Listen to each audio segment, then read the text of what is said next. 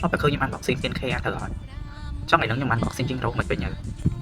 ហើយនេះគឺជាជីងរ៉ូ limited edition box new flavor តែម្ដងរសជាតិទៅសក់សើមើលទៅបបក៏ដឹងហើយថាទៅសក់សើណោះអ្នកនរគ្នាប្រកាសជាចង់ដឹងហើយត្រូវអត់ថានៅក្នុង box នេះមានអីគេខ្លះតោះមកទស្សនាតែគ្នាតែនេះណាអូខ្ញុំនិយាយមែនណា box នេះគឺស្អាតខ្លាំងមែនតើហ្មង Oh my god this is the new flavor រសជាតិទៅសក់សើអ្នកនរគ្នា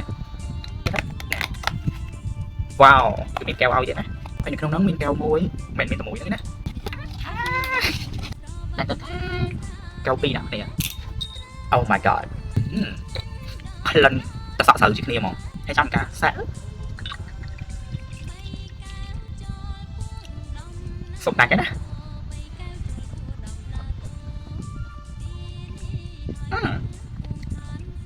ឆ្ងាញ់ខ្លាំងណាស់អត់នេះសុំថែមមួយទៀតទេណា